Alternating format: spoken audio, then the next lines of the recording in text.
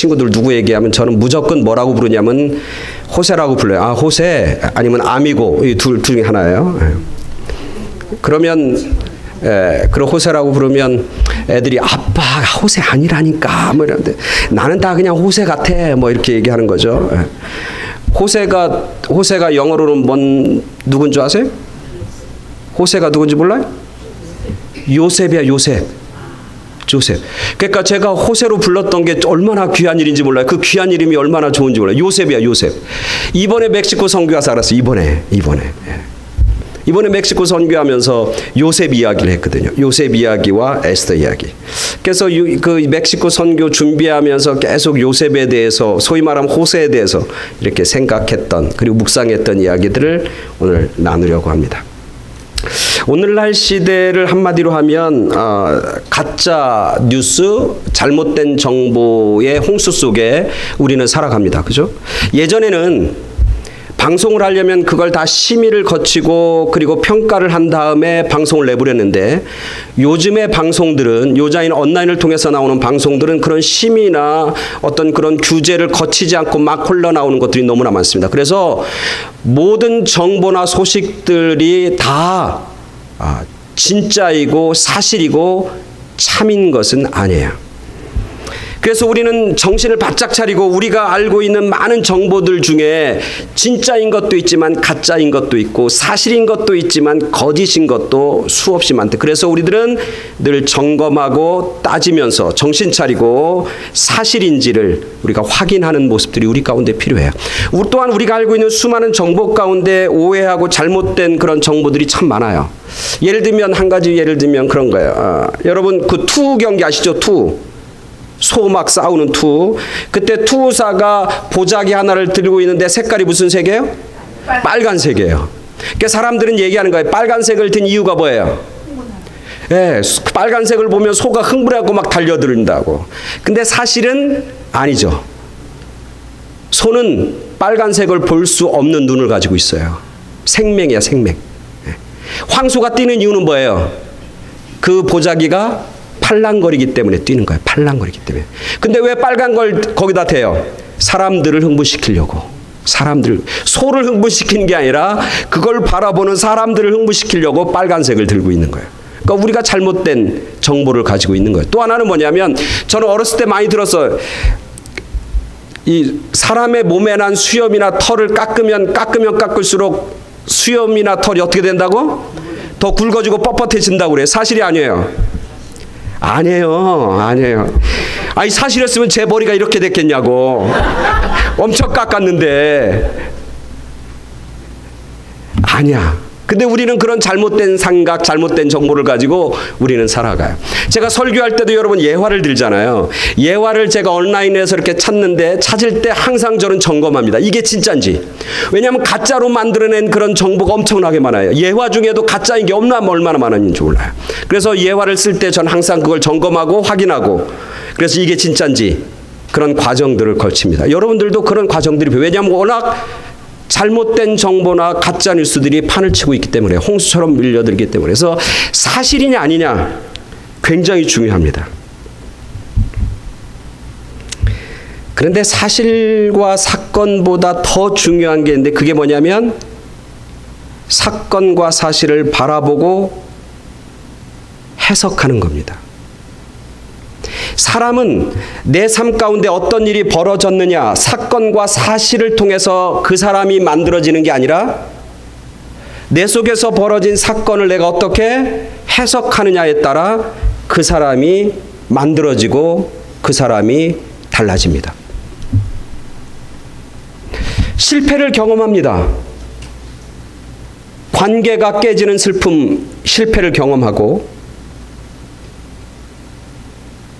그리고 경제적인 실패를 경험하고 자기 커리어의 실패를 경험하고 자녀 교육의 실패를 하고 결혼 생활에 실패하는 그런 경험들을 우리는 수없이 합니다. 그것은 사실이고 사건입니다. 근데 실패했다고 해서 다 절망 가운데 상처 가운데 그리고 괴로움 가운데 낙심 가운데 사는 것은 아닙니다. 물론 그런 사람도 있지만 실패를 통해서 더 큰 깨달음을 발견한 사람도 있고, 실패를 통해서 더 성숙의 모습으로 나아가는 사람도 있고, 실패를 통해서 더 위대한 승리를 경험하고 쟁취한 사람들도 있습니다. 똑같은 사건과 사실이지만 그것을 어떻게 내가 받아들이고 해석하느냐에 따라서 그의 인생은 180도 달라질 수 있다라고 하는 것이죠. 그래서 믿음은 해석입니다. 믿음이 있는 사람은 그렇지 않은 사람과 해석하는 게 다릅니다. 믿음은 하나님의 관점으로 해석하는 겁니다. 믿음은 하나님의 섭리로 자기의 삶과 자기 속에 벌어지는 사건을 해석하는 것, 그게 믿음이에요. 그래서 믿음 있는 사람과 믿음 없는 사람은 그의 삶이 동일할 수가 없습니다. 똑같은 사건을 똑같이 받아들이는 것은 불가능합니다. 그래서 믿음은 해석이고, 믿음은 하나님의 섭리와 하나님의 시각으로 자기의 삶과 사건들을 해석하는 능력, 그게 믿음의 능력인 것이죠. 제가 멕시코 선교를 준비하면서 이 호세라고 하는 조셉이라는 친구를 계속 묵상하는데, 이 뭐라고 그래요? 이 해석의 능력, 해석의 탁월함을 보이고 있는 게 누구냐면 요셉이에요. 해석의 대가가 누구냐면, 믿음의 대가, 해석의 믿음의 대가가 누구냐면 바로 요셉인 거예요. 사실 요셉은 어떤 사람이에요? 버림받은 사람이에요. 형제들한테 무시당한 사람이에요. 형제들한테 집단 린치를 당한 사람이에요. 형제들한테 왕따를 당한 사람이라고요. 형제들에 의해서 노예처럼 짐승처럼 팔려간 사람이 요셉인 거예요. 그거 사실이에요. 그리고 그것은 그의 삶 속에서 벌어진 사건이에요. 버림받았고, 그리고 멸시당했고, 따돌림 당했고, 그리고 짐승처럼 팔려나갈 수밖에 없는 삶, 그게 바로 요셉의 삶이었어요. 그게 팩트예요. 그게 요셉에게 벌어진 일이고 사건인 거예요. 근데 요셉은 그 사건을 오늘 성경에 보니까 어떻게 해석합니까? 오늘 성경에 보니까 자기에게 벌어진 그 일을 하나님의 관점으로 해석해냅니다. 하나님의 섭리로 해석해냅니다. 오늘 본문에서 이렇게 얘기합니다. 5절에 보니까 이렇게 얘기해요. 5절 다 같이 읽어봅니다. 자, 5절 시. 우리 권사님이 바빠요. 제가 막 얘기하니까. 자, 다 같이 읽습니다. 시작. 당신들이 나를 이곳에 팔았다고 해서 근심하지 마소서, 한탄하지 마소서. 자, 하나님이 생명을 구원하시려고 나를 당신들보다 먼저 보내셨나이다. 자기를 매국으로 보낸 게 누구야? 하나님. 형제들이잖아. 팩트는, 사실은 형제들이잖아요. 그죠? 근데 요셉은 그것을 해석하는 거예요. 뭐라고 해석해요? 나를 이곳에 보낸 것은 당신들이 아니고 하나님입니다.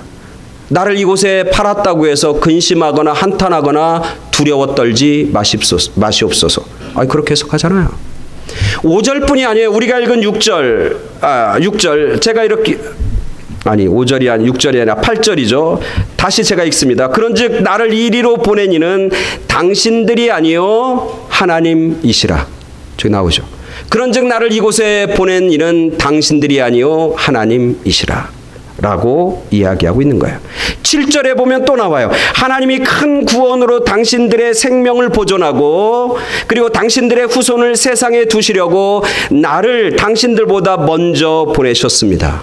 그러니까 오늘 성경에 보면 5절, 7절, 8절 계속해서 한마디로 뭐라고 하냐면, 나를 이곳에 보낸 사람은 누구라고? 하나님이십니다. 그리고 나를 이곳에 보낸 하나님은 크고 놀라운 계획과 섭리가 계셨습니다.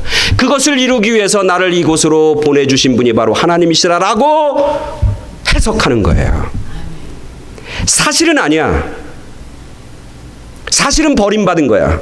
사실은 팔려온 거야. 사실은 노예로 형들 때문에 개고생하며 살았어. 그렇지만 이 요셉은 자기의 삶을 해석하는 거예요. 믿음의 눈을 가지고 해석하는 거예요. 나를 이곳에 보낸 것은 하나님이시구나. 하나님이 날 이곳에 보내신 것은 하나님의 섭리가 있구나. 바로 생명을 유지하기 위해서, 구원하시기 위해서, 그리고 생명을 더 풍성케 하시기 위해서, 나뿐만 아니라 우리 가족뿐만 아니라 우리의 가족의 후손들뿐만 아니라 애굽에 있는 수많은 죽어가는 영혼들을 구원하시기 위해서 나를 이곳에 하나님이 보내셨다. 그렇게 그는 해석하고 있는 거예요. 얼마나 아름다운 해석인지 몰라요. 오늘 이런 믿음의 해석이 여러분의 것이 되길 간절히 축원합니다. 이게 내 삶을 변화시키는 거예요. 내 삶을 변화시켜요. 이번에 멕시코 이제 갔다 오면서 이제까지 한 번도 경험하지 못한 것을 3개를 경험했어요. 3개를. 야,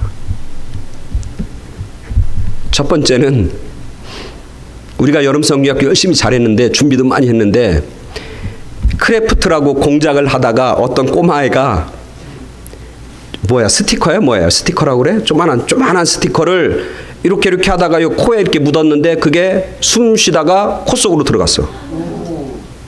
야, 이제 멕시코 여름성경학교 하면서 처음 겪는 사건이에요. 얘가 막 자지러지게 우는 거예요. 야, 사건이 터진 거예요, 사건이.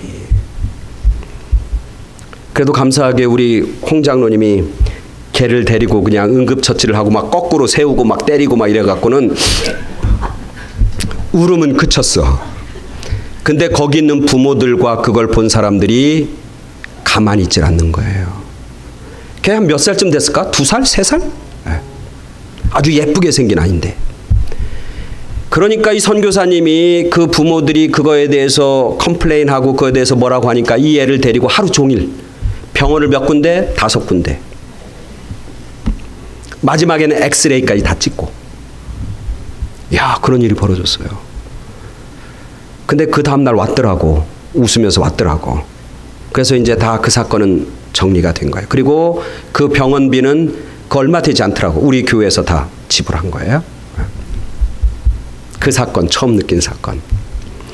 두 번째 사건은 제가 16년 동안 멕시코 보더를 다니는데 항상 어디로 가냐면 샌디에고에서 티와나로 들어가는, 그걸 무슨 국경이라고 하면 샌 이스로라고 하는 국경이에요. 글로 항상 들어가고 나왔어요. 이번에는 어떻게 길을 잘못 들어갔고 가다 보니까 오따이라고 하는 국경을 통과하게 됐어. 오따이. 저는 난생 처음으로 거기 국경을 통과해. 알고 보니까 제가 나중에 집에 와서 지도를 잘 확인해 보니까 이 멕시코에서 이 캘리포니아 쪽으로 들어오는 국경이 2군데가 있는 거예요. 하나는 매번 다니는 샌 이스트로라고 하는 국경. 여기가 가장 큰 국경이에요. 엄청나게. 이 오단이라고 하는 것은 조그만한 국경인데 그게 또 하나 있는 거예요. 근데 어찌어찌 하다가 운전하다 보니까 이쪽으로 들어간 거예요. 전 처음으로 오단이라고 하는 국경을 통과하게 됐어요. 제가 멕시코 한 17년 이렇게 다니는데 처음으로. 그것도 첫 경험. 세 번째는 제가 어떤 분이라고 얘기는 못하는데 국경을 통과하다가 이렇게 자기 신분을 확인하는 절차를 하는데 보니까 그 신분하는 게 익스파이어가 됐어. 그래서 국경에 잡혀서 세컨 인스펙션 가서 그거 하고 거기서 다시 하는 그런 일이 벌어진 거예요. 저는 이때까지 처음이었어. 그런 일이. 사건이 벌어진 거야. 근데 그 사건들 다가 우리를 굉장히 근심하게 하고 걱정하게 하고 두렵게 하는 일들이에요. 불편하게 하는 것들이에요. 그러니까 소리 말하면 불평을 토로하고 씩씩거리고 아유 짜증내고 이럴 수 있는 그런 일들이 3가지가 터진 거예요. 동시에 이 선교에서. 근데 우리 선교팀 14명이 몰라. 속마음은 제가 모르지만 겉으로 드러난 말과 얼굴을 보니까 단 한 사람도 짜증내거나 불평하거나 두려워하거나 근심하는 사람이 없더라고. 다 그거를 사랑으로, 은혜로, 믿음으로, 서로를 돌보는 마음으로 다 받았어요. 그래서 우리 이정숙 권사님이 2박 3일이라고 그랬는데 사실은 2박 4일이야. 그 다음날 새벽에 들어왔어. 12시 넘어서 들어왔어요. 피곤할 텐데도 다 그냥 기쁨으로 그렇게 헤어지는 모습. 그러면 보면서 제가 어떤 분하고 통화하는데 그분을 통해서 제가 깨닫게 되는 거예요. 여기를 해석하게 되는 이 사건을 뭐라고 해석하게 되냐면 이런 해석이 되는 거예요. 그분하고 통화하는데 목사님 아주 큰 깨달음이 있습니다. 이제는 멕시코 갈 때 조금 더 처음 가는 사람들처럼 세심하게, 겸손하게, 그리고 준비해야 될 것 같습니다. 근데 그 말이 그냥 저한테 들은 거예요. 이 말씀 준비하는데. 그걸 해석하는 거예요. 이런 사건이 벌어진 것은 변명 우리가 더 겸손해야 된다. 매번 갔다 오니까 당연히 갔다 오는 걸로, 매번 하니까 당연히 하는 걸로 우리가 더 겸손하게 준비하고, 더 멕시코에 있는 아이들을 더 우리가 잘 보고, 선교 현장을 더 우리가 관심 갖고 더 집중하고 그 현장에 맞게 우리가 준비를 했어야 된다라고 하는 생각들, 그리고 앞으로는 우리가 갈 때 더 철저하게 우리가 준비해야 된다고 하는 그런 깨달음을 얻게 되는 거예요. 사건은 벌어졌고 그 사건은 우리를 불편하게 하는 일들이었지만 그 사건을 바라보는 해석은 우리가 더 겸손하게 해야 되겠고, 우리가 앞으로는 더 신중하게 더 열심히 준비해야 될 것이고, 이게 매번 하는 거니까 그냥 갔다 오면 되지라고 하는 그런 매너리즘에 빠지는 그런 선교가 아니라 처음 가지고 가는 마음으로, 두렵고 떨리는 마음으로 우리가 진지하게 준비해야 되겠다라고 하는 깨달음을 얻게 되는 거예요.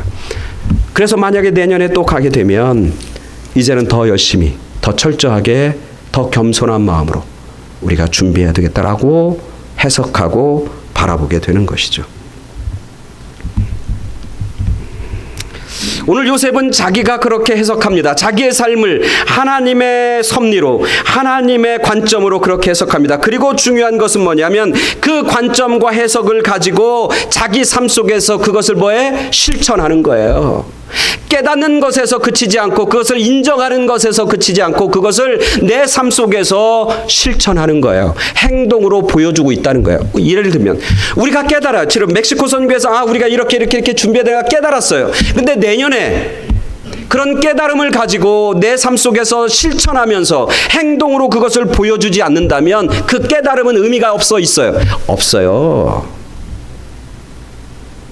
만약에 요셉이 깨달았어요. 내가 지금 성공했으니까, 내가 지금 높은 자리에 왔으니까, 내가 과거에 했던 그런 아픔과 그런 여러 가지 사건들, 아주 힘들고 어려운 그런 사건들은 이제 내가 다 회복이 됐어. 이제는 그거 다 물리치고 나는 이제 성공했으니까, 나는 높은 자리에 앉았으니까 그건 내 삶 속에서 문제가 안 돼 라고 생각할 수 있어요. 그렇게 깨달을 수 있어요. 근데 막상 눈앞에 형들을 본 거예요.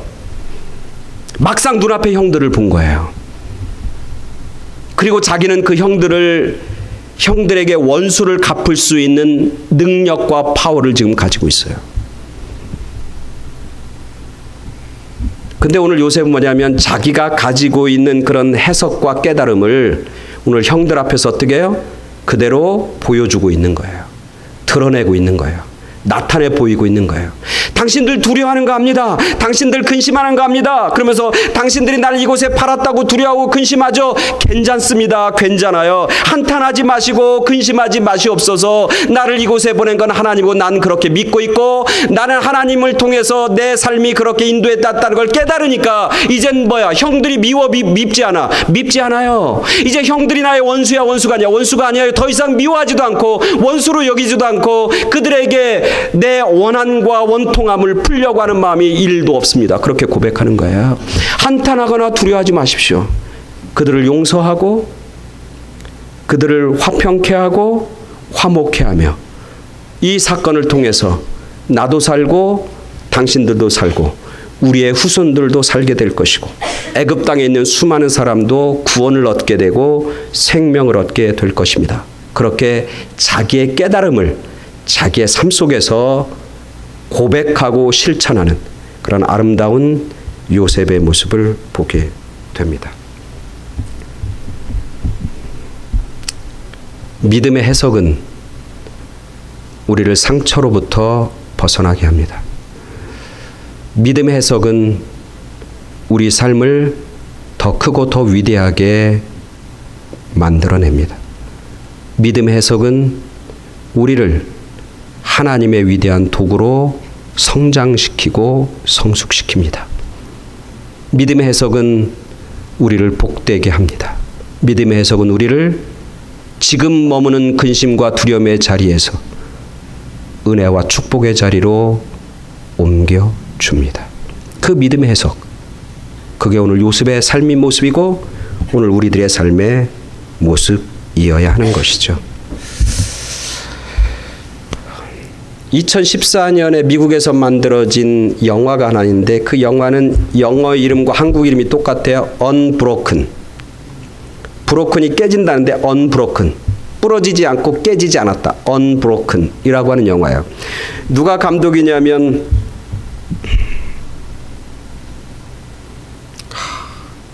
탐 크루즈하고 예전에 결혼하고 살았던 저 여자 배우 있죠? 니콜 키드만 말고 하여튼 까먹었습니다. 언브로큰 여러분이 쳐보면 나와요. 입에서 맴도는데 여자 엔젤리나 졸리. 엔젤리나 졸리, 그죠? 네, 엔젤리나 졸리 아시죠? 누군지 영화배우. 엔젤리나 졸리라는 영화배우가 여자 영화배우인데 그분이 감독이 돼서 만든 게 언브로큰이라고 하는 영화예요. 트루 스토리, 진짜 일어난 일을 바탕으로 해서 나온 건데 거기 주인공이 누구냐면 루이스 짐페린이라고 하는 사람이에요. 루이스 짐페린이. 여기 캘리포니아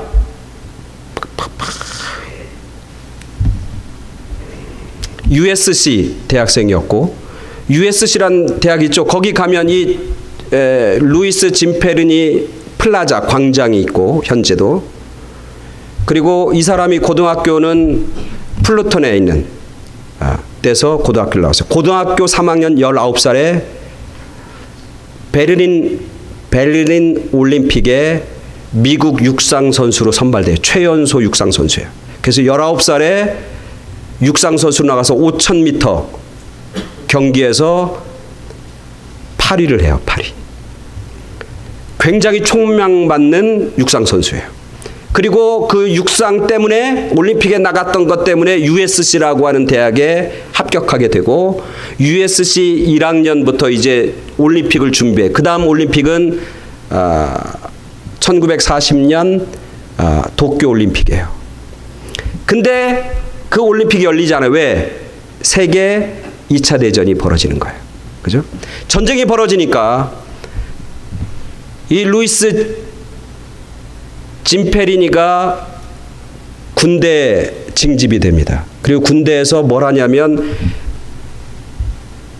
폭격기에 그 폭탄을 투하하는 그 임무를 맡습니다. 그리고 그것을 이제 수행하다가 결국 격추를 당해요. 그리고 태평양 한가운데 빠집니다. 그리고 그곳에서 47일 동안, 한 달 반 동안 비행기 조각 뗏목 위에서 3명의 병사들이 생존합니다. 새를 잡아먹고 물고기를 잡으면서 한 달 반 동안 거기서 생존해요. 그러다가 일본 사람들에 의해서 발견됩니다. 그래서 일본으로 끌려가요. 그리고 포로 수용소에 잡혀요. 포로 수용소에서 있으면서 3년인가 4년 있으면서 온갖 학대를 다 당합니다. 그 사람들 그 수용소에서 자기들을 학대했던 사람이 와타나베라고 하는 아주 유명한 그런 전범인데, 그래서 미국에서 일본 전쟁, 태평양 전쟁에서 전범 40명을, 특별히 이 사람들은 악한 사람이야 40명을 뽑았는데 그 중에 한 사람이 와타나베예요. 이 사람에게 엄청난 고문과 그리고 핍박과 탄압을 받습니다. 사는 게 고통스럽고 힘들 정도로 어려운 일을 당해요. 그러다가 일본이 패망하고 포로들이 풀려나서 캘리포니아로 다시 돌아옵니다. 우리가 잘 아는 것처럼 그렇게 돌아오고 나서 이 사람은 그런 충격에 사로잡힙니다. 그걸 뭐라고 하죠? PTSD 뭐야? 하여튼 뭐 그거. 그거로 굉장히 힘든 삶을 살고 온갖 알코올과 약물에 의존하면서 중독되면서 살아나갑니다. 그렇게 사는 모습이 쭉 나와요. 그러다가 결혼을 합니다.